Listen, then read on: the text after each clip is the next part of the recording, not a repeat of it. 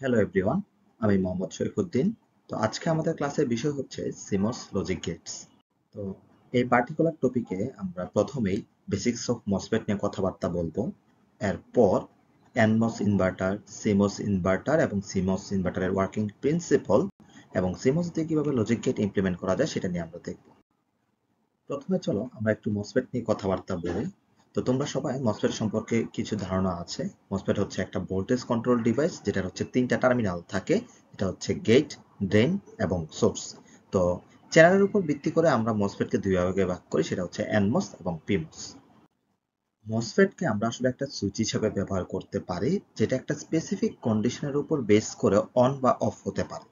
যেমন এনমসের ক্ষেত্রে খেয়াল করে দেখো, যখন গেট টু সোর্স ভোল্টেজটা এর থ্রেশহোল্ড ভোল্টেজ থেকে ছোট হয়ে যাবে তখন সে হচ্ছে অফ আকারে থাকে, এবং যখন গেট টু সোর্স ভোল্টেজটা ওর থ্রেশহোল্ড ভোল্টেজ থেকে বড় হয়ে যায় তখন মসফেটটা হচ্ছে অন থাকে এবং সেটা শর্ট সার্কিট রূপে কাজ করে।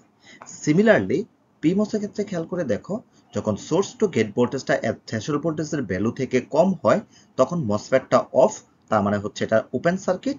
এবং যখন সোর্স টু গেট ভোল্টেজটা ওর থ্রেশহোল্ড ভোল্টেজের ভ্যালু থেকে বড় হয়ে যাবে তখন মসফেটটা অন হয়ে যায় এবং সেটা হচ্ছে তখন শর্ট সার্কিট রূপে কাজ করতে পারে। আচ্ছা, তো আমরা কিভাবে একটা মসফেট দিয়ে ইনভার্টার বানাতে পারি? এক্ষেত্রে আমরা মসফেটের ড্রেনে হচ্ছে একটা রেজিস্টর কানেক্ট করব এবং গেটে ইনপুট ভোল্টেজ এবং ড্রেন থেকে হচ্ছে আমরা আউটপুট ভোল্টেজটা নেব। তো এটা কিভাবে ইনভার্টার রূপে কাজ করতেছে? তো আমরা গেটে যদি হচ্ছে একটা হাই ইনপুট ভোল্টেজ দেই তখন আমাদের মসফেটটা হচ্ছে অন হয়ে যায়।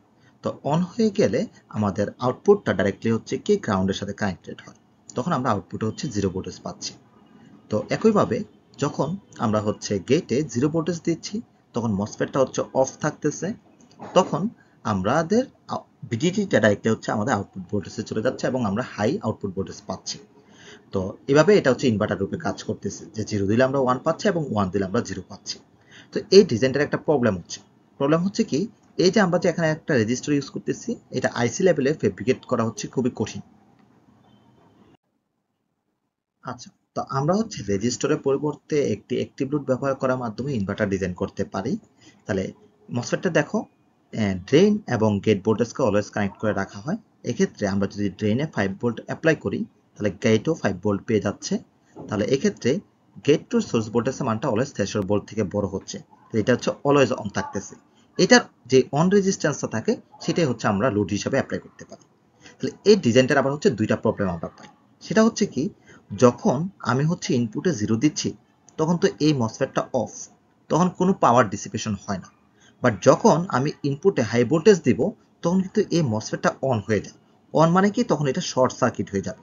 শর্ট সার্কিট হয়ে গেলে এই বিডিডি থেকে গ্রাউন্ডে আমাদের হচ্ছে কি অলওয়েজ পাওয়ার ডিসিপেশন হচ্ছে।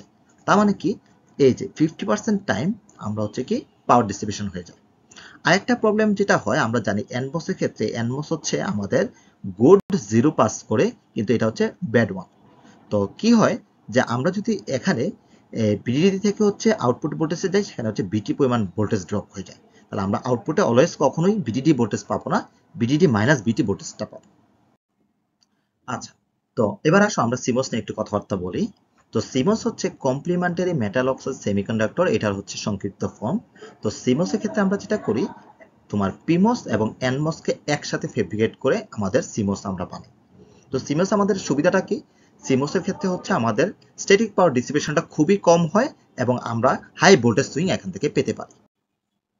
ওয়ার্কিং প্রিন্সিপাল, তো সিমস এর ক্ষেত্রে আমরা ধরে নিচ্ছি এনমস এবং পিমস উভয়ের থ্রেশহোল্ড ভোল্টেজটা হচ্ছে 1 ভোল্ট। তো যখন আমি ইনপুটে হচ্ছে লো ভোল্টেজ অ্যাপ্লাই করতেছি তখন পিমস এর ক্ষেত্রে খেয়াল করে দেখো বিএসজি এর ভ্যালুটা কত আসতেছে, 5 মাইনাস 0 ভোল্ট, তার মানে 5 ভোল্ট। যেটা বিটি থেকে বড় তাহলে পিমসটা হচ্ছে আমাদের অন থাকবে।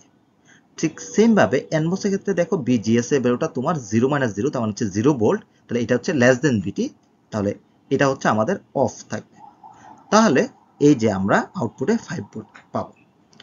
একইভাবে যখন আমি ইনপুটে হাই ভোল্টেজ অ্যাপ্লাই করব তখন এখানে বিএসজি এর ভ্যালুটা আমরা পাচ্ছি কত, পিমস এর জন্য 0, তাহলে এটা লেস দেন বিটি, তাহলে এটা হচ্ছে আমাদের অফ থাকবে।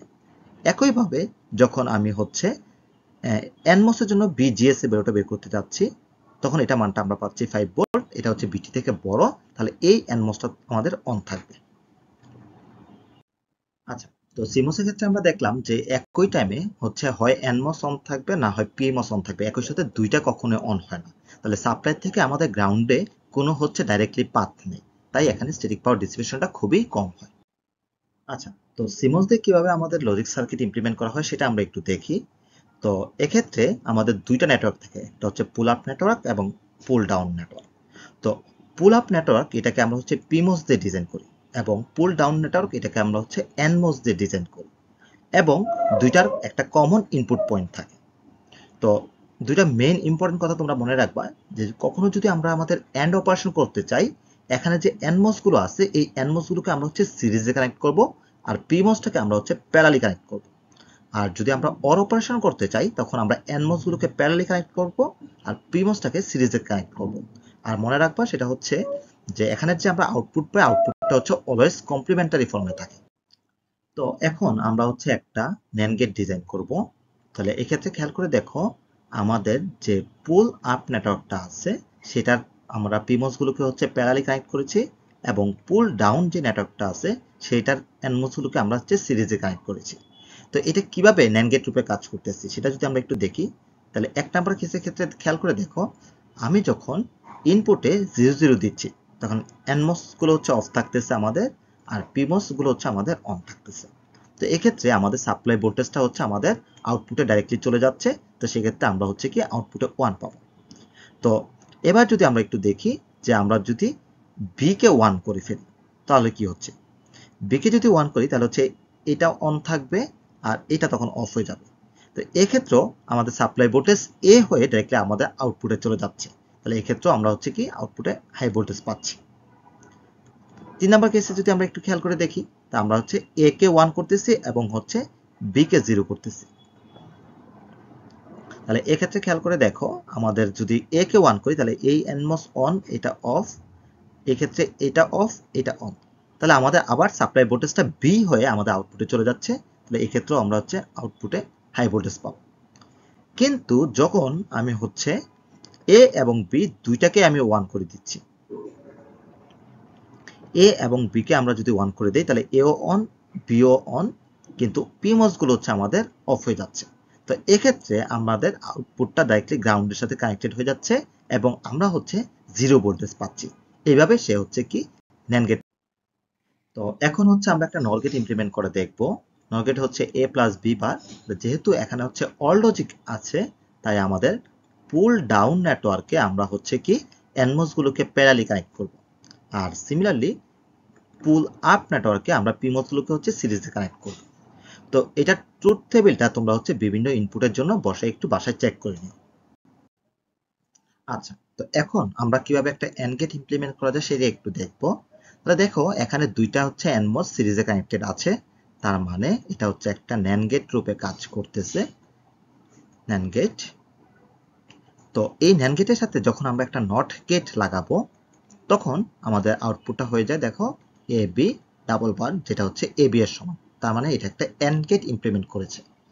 সিমিলারলি আমি যদি একটা অর গেট ইমপ্লিমেন্ট করতে চাই, তাহলে একটা নর গেটের সাথে আমি যদি একটা নর গেট দিয়ে দেই তাহলে দেখো একটা আমাদের অর গেট ইমপ্লিমেন্ট করে ফেলেছি। তো তোমাদের হচ্ছে দুইটা হোমওয়ার্ক থাকবে, সেটা হচ্ছে সিমোস লজিক ইউজ করে এক্সঅর এবং এক্সনর গেট ইমপ্লিমেন্ট করবা। তো তোমাদের সুবিধার জন্য আমি একটু ইকুয়েশনগুলো একটু বলে দেই। এক্সনর গেটের ইকুয়েশনটা হচ্ছে y equal to A B plus হচ্ছে এ বার বি বার, এবং এক্সঅর গেটের ইকুয়েশনটা হচ্ছে y equal to A bar B plus A B bar. Thank you everyone. তো তোমাদের যদি কারো কোনো প্রশ্ন থাকে তোমরা এখন আমাদেরকে বলতে পারো।